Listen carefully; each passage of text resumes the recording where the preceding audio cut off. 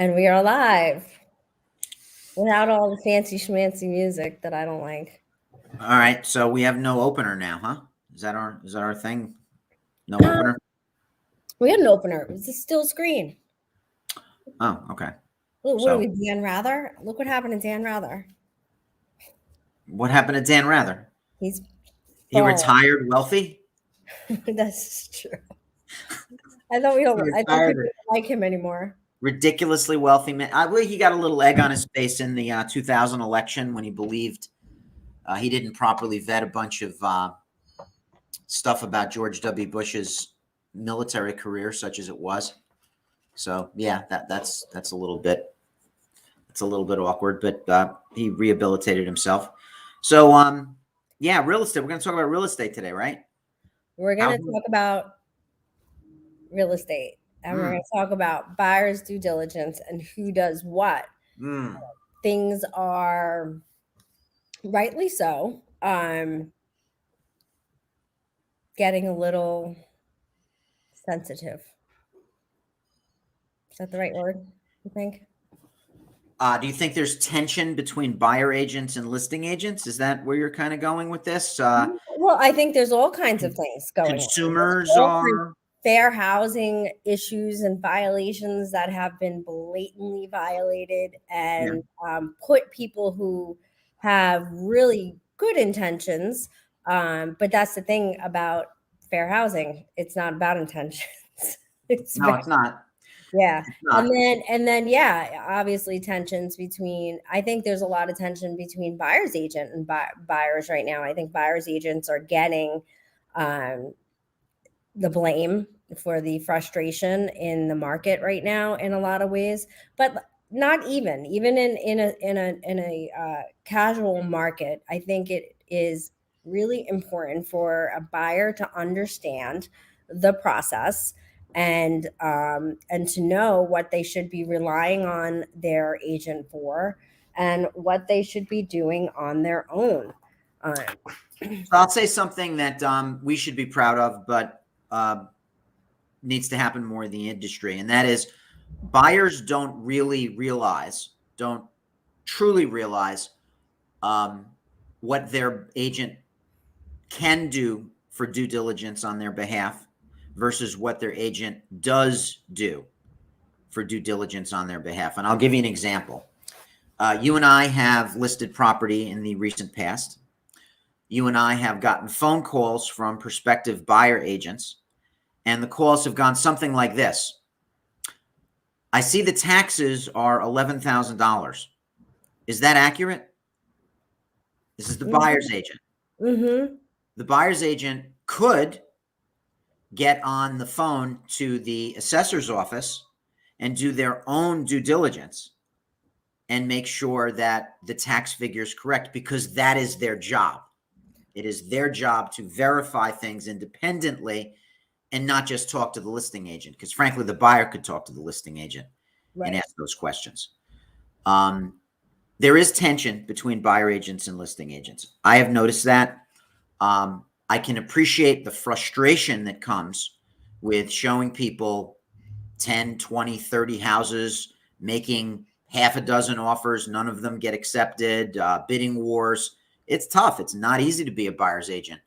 That being said, there are things buyer's agents can do to pave the road ahead of them a little bit more smoothly that they are not doing.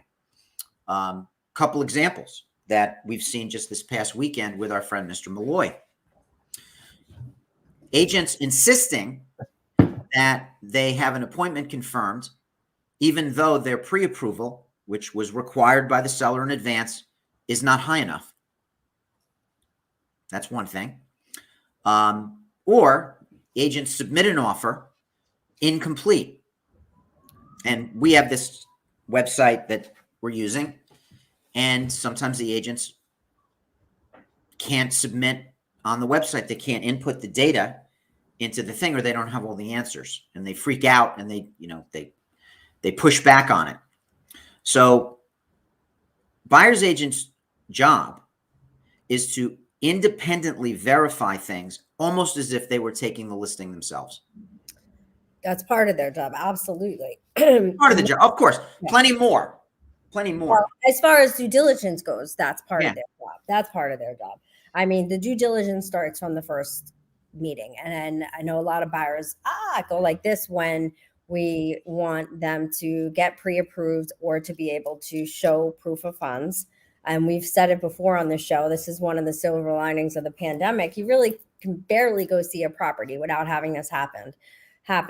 But this is where the due diligence starts. It is super, super important to understand your buying power. In this market, we've seen buyers have to go down by 10, 15, even 20% in some cases in order to be able to, at asking price, purchase a property that they can afford because things were going over asking price. Yeah. So that's the first step in due diligence, and that is obviously not something your buyer agent can do for you. You need to actually carve out the time to speak to. You don't need to speak to a million mortgage brokers. Hopefully, you need one, and hopefully your buyer's agent has a team. And it's so important if your buyer's agent has a team for you to take advantage of that. These are vetted affiliates that they have done business with, or their broker have done business with for a long time, and that's super, super important. But that's definitely something that a buyer has to do on their own. The other thing I think that something that's semi on your own as a buyer are inspections. And there are different inspections that need to be done for different properties. And it's super important that your buyer's agent makes you aware of the different possible inspections that you could. There are your standard inspections, and then there are your special inspections. Now, I'm up here in Putnam, and for years, it was really all about the septic, because we had people coming up from the Bronx that had never, what do you mean? What do you mean? What do you mean there's a septic? Septic and well, like it was Little House on the Prairie. To them, it felt like. You were going to say something? Well, you only need one mortgage broker. You only need one loan officer.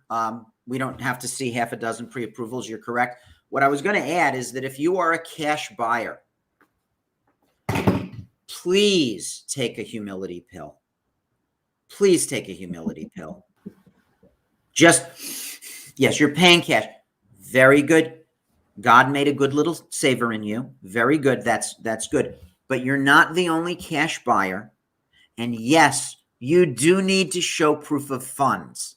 Mm-hmm. So there's a thing about some cash buyers, and it's usually when they're early in the process, where it's like you want to, and I'm sarcastic, okay? So I will admit ahead of time that I have a little bit of maybe I'll work it out in therapy after the other things, but a little bit of angst about this. I want to drape a purple sash on them and give them a crown and say, very good, you're a cash buyer. We'll ignore the math. We'll ignore our own due diligence.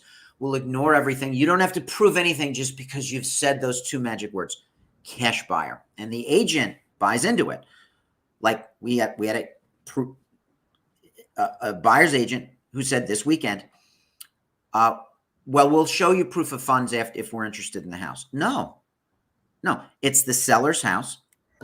If you're a cash buyer, that's very good. Show us proof of funds, redact your information. But the buyer's agent has to tell the buyer this uncomfortable thing, that you're not special. You're not the only cash buyer.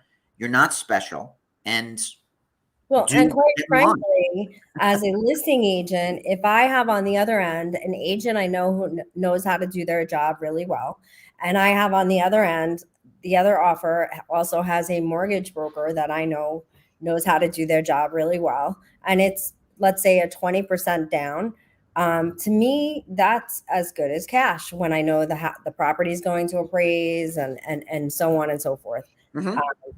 Guess what happens at the closing? Nobody actually shows up with a pile of cash. Okay. Yeah. No, that doesn't happen. They show up with a check, just the same as they would and do if Yeah. if it was cash and or finance. So Yeah. At the closing, the only difference between a mortgage and a cash buyer is the routing number for the wire. That is basically it. It's getting funded the same way. All of it, all the thousands, all the hundreds and tens and millions in that case.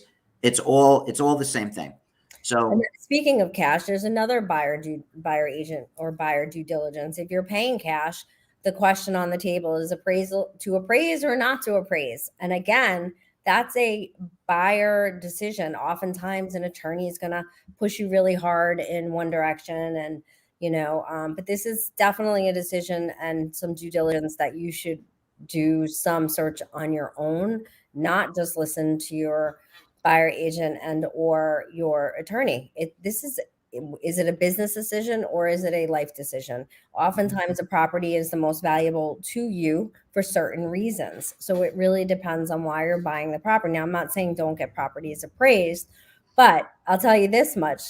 When I first started in the industry 20 something years ago, when somebody was paying cash, they rarely did an appraisal. But oh, very often now you will see a cash deal do an appraisal anyway, if only for their own purposes, or oftentimes someone is paying cash but refinancing immediately after sale. They just want the ease of, and it's much easier or much safer to get an appraisal done at the purchase, because they usually use that purchase price sort of as the target, as opposed to when you refinance, they don't have that target.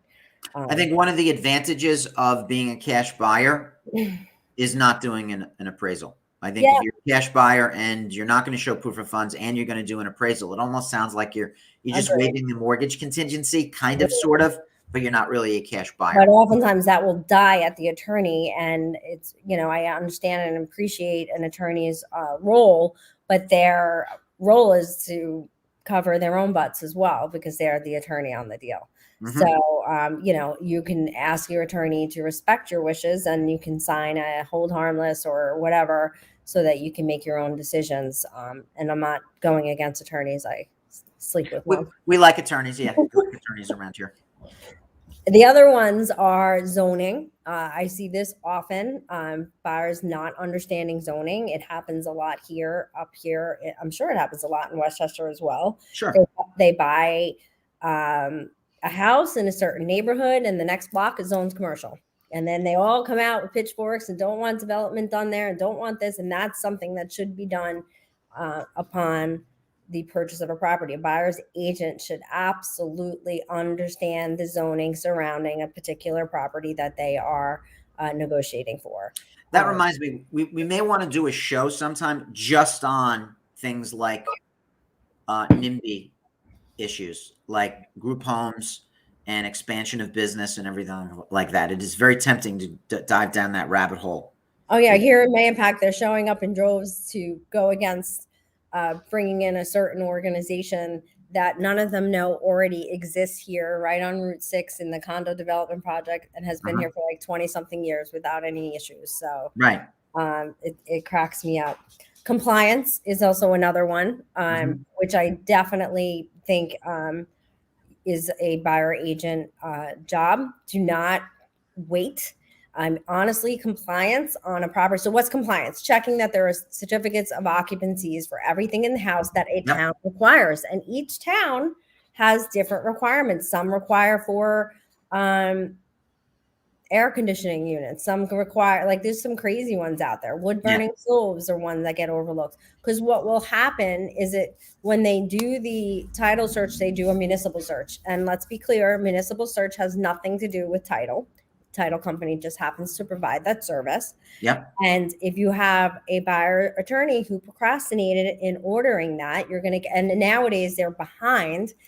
All the towns are behind like 4 to 8 weeks. So now you're going to get this municipal search like 2 weeks before you're supposed to be closing, and you're going to be missing certificates of occupancy, which you will then, not you, but the seller will then have to scramble and go get. And then the towns are another still 6 weeks behind. So you could have done this on your own as a buyer's agent. You should do it before your buyer spends even a dime. and find out, is the basement legal?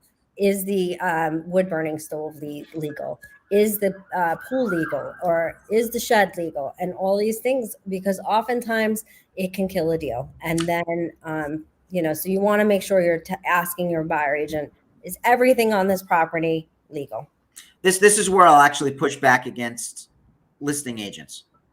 All right. So I gave buyer agents a little bit of a hard time earlier. I'll push back on listing agents right here. Never put something on the market until you verified that everything is kosher. Hi, Francis. Right? Yeah. But at the same time, don't rely on the listing agent. Listen, no, both. You need both. I'm one of the best at due diligence, and I still make mistakes in due diligence. I had Mike Carnazza, building inspector in town of Carmel, became friends with him 25 years ago when I was pregnant with Olivia. And he taught me how to do due diligence on a file. And I still have made mistakes. I've made mistakes in verifying taxes. We're human beings. So that 2-factor, you need, it becomes a 3-factor, because you have the listing agent check, you have the buyer's agent check, and then you have the title company municipals. Yeah, so that's a team effort, and I'm not gonna. I don't take anything away from the buyer's agents need to do that. I just railed about that, but I think it is incredibly irresponsible to put something on the market with, for example, finished basement or a deck or something of that nature without verifying that those things are in fact illegal improvements or legal improvements. So I just put a new roof on my house, and I got a yellow tag on my doorknob because the contractor didn't get a permit. And I was kind of shocked that you needed a permit for a roof. Thank goodness the building inspector, I emailed and they said, well, we're really going after the contractor. They should have known this. Right. I'm not gonna. Okay. Right. Thanks. And building departments get a bad name. They're usually pretty reasonable, and that's another silver lining of the pandemic. They've become a lot more flexible in many ways. So another one that's huge: schools. This has been kind of a rule since I got licensed, which is 26 years ago. And when were you licensed? How long have you? Yeah, go on. Long. It's more. I think it's 28 years, 1996. So same here. So schools. Number one, your decision on schools should be in part based on facts, which you can pull that information from many different sources, but you can go directly to the school district. Number two, don't rely on your buyer's agent's opinion on school, and your buyer agent shouldn't even be giving you opinion on school legally. But this is subject to perspective, right? I hate school on every level. So don't take my opinion on a school district. Hypersensitive subject. It is a hypersensitive, but the best way to determine a school district is you can actually call, a school system is you can actually call the school district and schedule an appointment to get a tour. Go spend some time on the campus, walking around, feeling the atmosphere. And the same thing we actually had over the weekend, and I had a great conversation with Jen Ross, who's one of our super rock star new agents who's just killing it. And she had asked the seller agent for information on the area and what that. And I just said, I think you have to be careful with that, because you're then going to forward that. So it's barely vetted in a sense, right? Because you're taking information and you're completely forwarding it, and it's from somebody's perspective, and then the buyer could make decisions based on that, and then later on say, well, you said this. It's going to come down to you said this.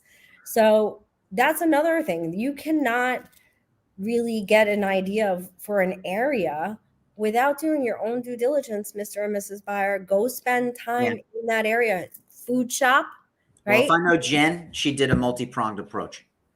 She did, but she understood. She agreed. In the end, it's and she's so detail oriented that it's her nature to try to get as much information, but we have to be careful where the information is sourcing from that we're providing to a buyer that's going to influence their decision, that's going to impact their family. The best way to decide if you like an area is to spend some time in the area. Food shopping is like the best way. I'm telling you, you can tell immediately how a community operates by its supermarket, going out to eat, going to the local parks, literally spending time there.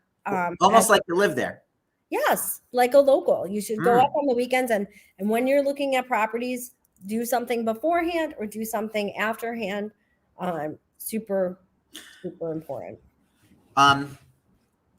People should do their own research on where they want to live and then give us the marching orders. We're the taxi driver in that respect. You never get into a cab and ask the taxi driver where you should go. The Census Bureau is a good place to get some facts. Local economic development corporations keep a lot of stats and data. But you can't do these things based on stats. You have to get the feel and the energy of a community in order to make that kind of decision. Would you check the local Facebook groups for that community? Absolutely. Would you go to the Facebook groups? Absolutely. I would do that with a huge grain of salt, because the most vocal people on a lot of Facebook groups really tend to skew the vibe. Yeah, I would agree. Kind of like a NIMBY. Chappaqua Moms was the original moms group to my sensibilities. It has been sunsetted. I don't believe it's active anymore. But I remember people posting on Chappaqua Moms like amateurish socioeconomic things, like the ice cream store would close. And then somebody would post this reactionary thing like, oh, another vacant storefront. By the way, Croton, if you talk about a community with like some vocal people, Croton also, I don't know if it's the sea towns, I don't know, but wow, dude. Yes, there's a vacant storefront. That happens. There's a sign in it. Someone else you're not going to be Aleppo. It's going to be okay, right? There was a car dealership that closed in Croton years ago. It's now a daycare. It's fine. Everything's fine. But when that car dealership closed, people freaked out. So I would take Facebook groups with a grain of salt. And if there's a lot of complaining, find another community group, because that community probably has 5 Facebook groups. There's Ossining right now. Ossining moms, Ossining dads, Ossining parents, Ossining families, Town Square, Positively Ossining. Yeah, you're right. I shouldn't have said yes right away, because I have actually you should say yes. Moved myself from almost every Facebook group that exists on the face of the earth because of toxic, vocal toxic minorities. What do they call it? A minority of vocal toxic herd mentality too. Is that what it is? Herd mentality? Herd mentality, yeah. Yeah, and it's really negative. Yeah. Not fun, not good stuff. Right. So I want to clarify what I just said. Yeah. A minority number of vocal toxic people, not vocal toxic minorities. No, just so we're clear. What came out of my mouth, right? So I fixed that.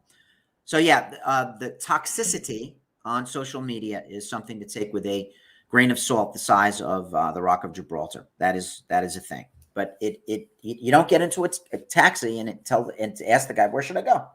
You don't order an Uber. You know where you're going. Right. We drive the Uber, metaphorically speaking. That's the thing. We went way over our 20-minute mark, but I think it was an important conversation. I think buyers don't necessarily understand all that goes into the purchase of a property and what has to be investigated. And then you have insurance, plus title insurance, disclosures on the property. We don't have to wait. You can ask right away. We used to, when the law came out, we used to ask for agency disclosure and property disclosure when we were immediately. Yep. The list end would ask for your agency disclosure. That's gotten lax. And then buyers would ask for the property disclosure immediately. So thank you, Francis. So, I didn't put these up. I see them. Oh, yeah, but I don't think the rest of the world sees them. Thank you. Cool. All right. So I think we've beaten the horse. The horse is beaten. The horse is The beaten. horse is the horse is saying uncle. And I'll do the fancy schmancy music for going out. How about Okay, that? let's do that. Fancy Have a schmancy. great day and stay on after. Mm.